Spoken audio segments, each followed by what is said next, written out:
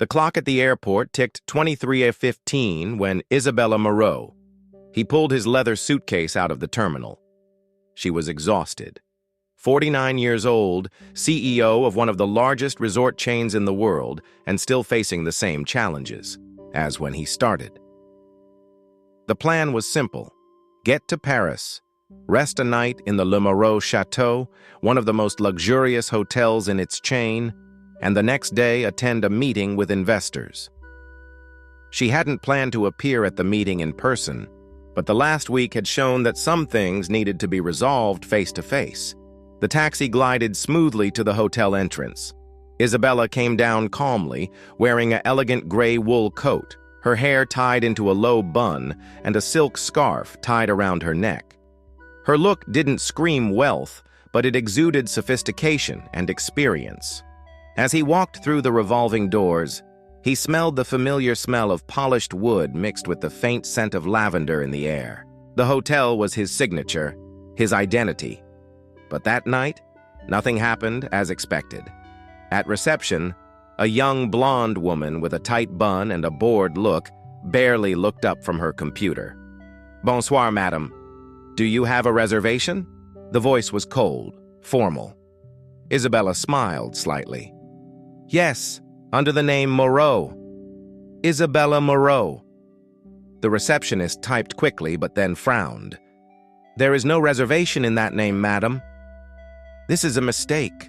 There is always a suite reserved for me." The receptionist snorted discreetly. "Unfortunately, we are at maximum occupancy tonight. We can only accommodate guests with confirmed reservations." The way the sentence was said set off an alarm in Isabella's mind. There was something beyond protocol in that denial. She turned slightly, scanning the lobby.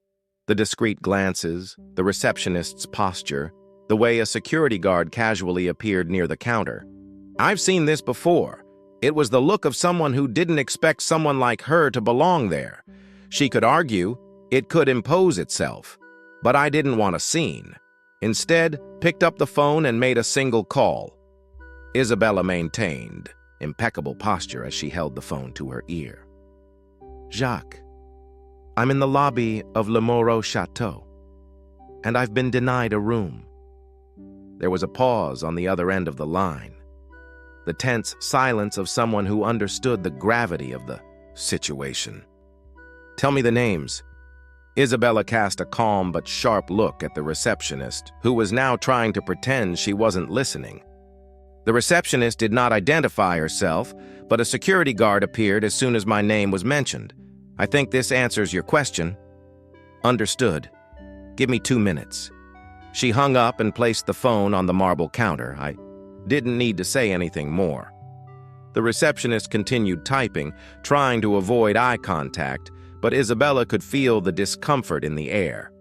The security guard posted near the lobby had his hands crossed in front of him, discreetly observing. In the background, an elderly French couple waited patiently in line to check in. A young man in a suit was holding a coffee and using his cell phone, but Isabella noticed when he looked up and looked at her. People noticed. They didn't say anything, but they felt. Finally, the receptionist cleared her throat. "As I said, Madam, we are completely full tonight. Unfortunately, there are no exceptions." "Unfortunately for whom?"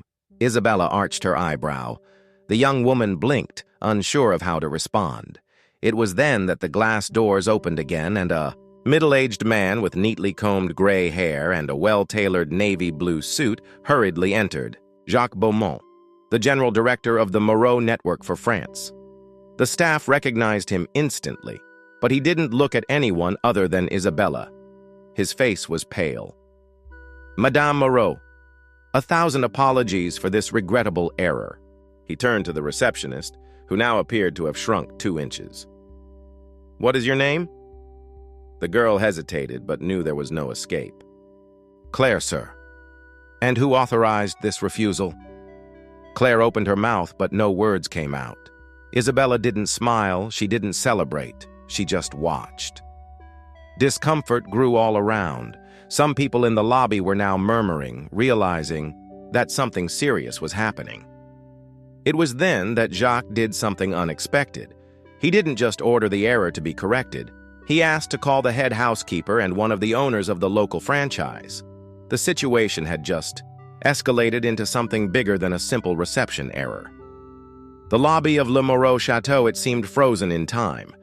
The click of Isabella's heels on the marble floor was the only audible sound as she stepped slightly away from the counter, observing the movement that was now unfolding before her. Jacques spoke quickly on the phone, his expression increasingly tense. Claire, the receptionist, now held her hands in front of her, anxious. Minutes later, the elevator doors opened, and Elodie Marceau, the hotel's chief housekeeper, appeared, accompanied by Louis Girard, one of the French partners of the Moreau network. Louis, a tall man in his early 50s, wearing a beige linen jacket, walked directly to Jacques, ignoring Isabella. "Jacques, what is this urgency in the middle of the night?" Before the Director General could respond, Isabella broke the silence. "This urgency is about your team's decision to deny me a room at the hotel that bears my surname." Louis turned slowly, his gaze assessing Isabella as if he finally noticed her presence. "Madame Moreau?"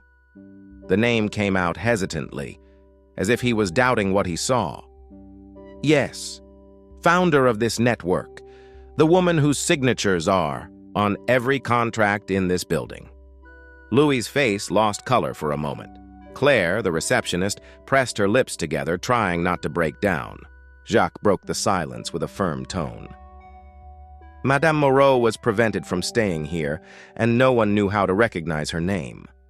Elodie, the housekeeper, who until then had remained silent, looked at Claire.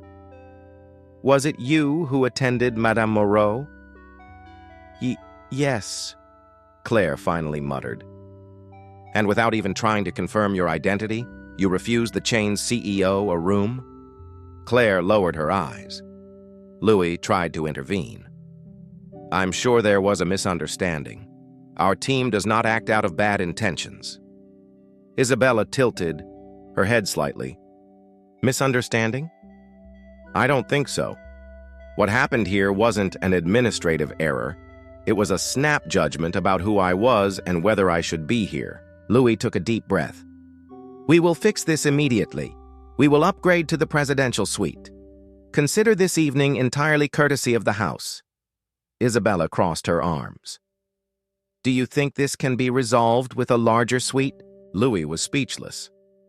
Jacques adjusted his posture as if he already knew what was coming next. "I've already called the Moreau Group legal team. The question now is not just tonight.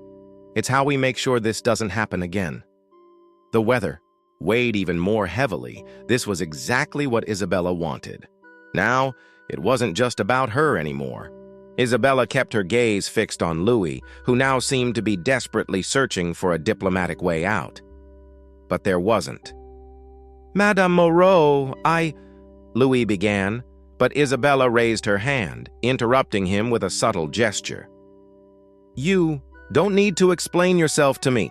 You need to explain yourself to each customer who has already been treated this way without having the power to change the situation." The lobby was silent, but the weight of the conversation resonated among the employees. Some guests watched discreetly, pretending they weren't listening. Jacques, always efficient, had already sent messages to the HR team and lawyers at Moreau Group.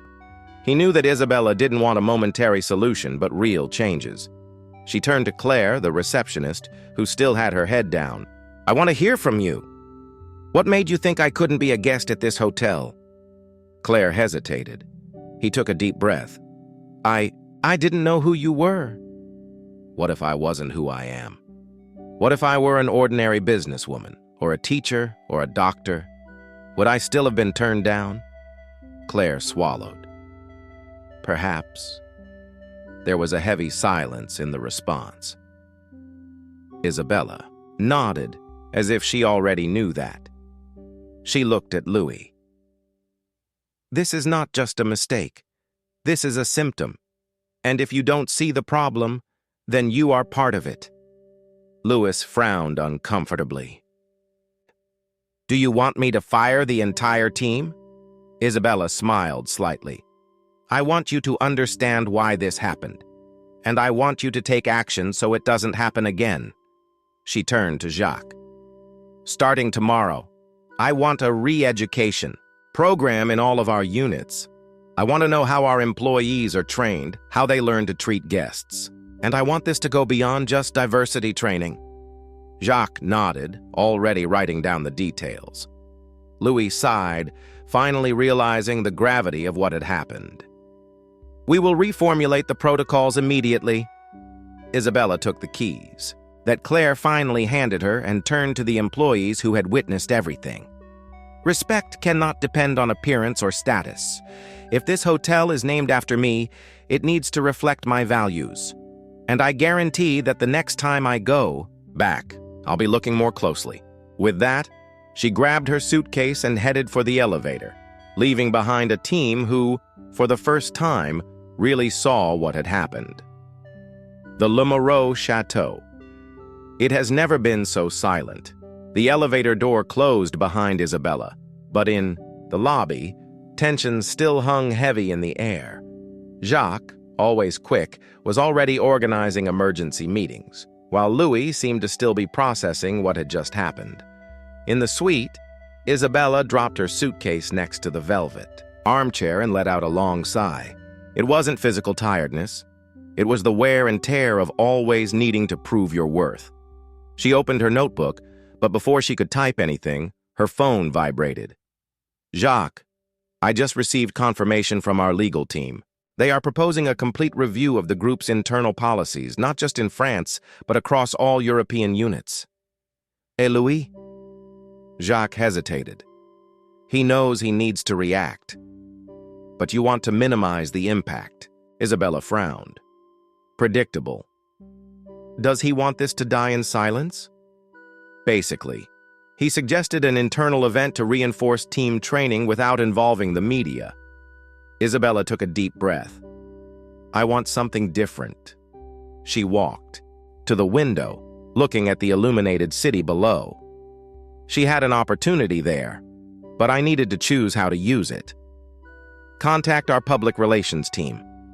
I want an official announcement about Moreau Group's new inclusion policy. It won't be a discreet event. It will be a public commitment. Jacques was silent for a moment, then smiled on the other end. Understood. Let's make sure everyone knows this change came from you. Isabella smiled, but her look was serious. Not from me, Jacques. From that experience, of this reality. They need to understand that this is not just about a hotel. It's about how the world still sees power when it has my skin. She ended the call. On the computer screen, he began to write. A message for employees, for investors, for the public. This time, silence wasn't going to erase what happened. The next morning, the Le Moreau Chateau, it was different. Not in the decoration, not in the structure, but in the atmosphere. Isabella went down to breakfast with the same firm posture, as always. His graphite suit is impeccable, his hair is tied up elegantly. But this time, the silence around him was one of respect, not doubt. Employees who previously avoided contact now greeted her with a slight wave. It wasn't fear, it was recognition. In the conference room, Louis was already sitting, hands crossed, on the table. Jacques was nearby, with a tablet open, ready to present the changes implemented. Good morning, Madame Moreau, Louis began, his voice more controlled than the night before. Isabella sat down without rushing. Let's get straight to the point. What was decided? Jacques took the floor.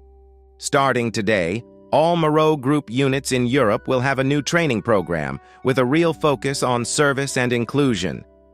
And how do we ensure that this isn't just another rule in the manual?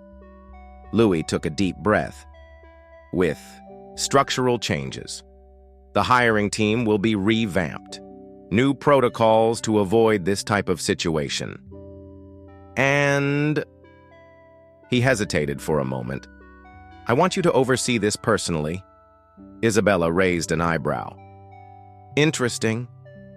I know you want, it to go beyond this hotel. So, I'm proposing a role as Global Customer Experience Director. Someone who can ensure this change is real, not just words. Silence filled the room. Jacques looked at Isabella, waiting for her answer. It was a position of power, but also responsibility. She took a sip of coffee before speaking. Accepted.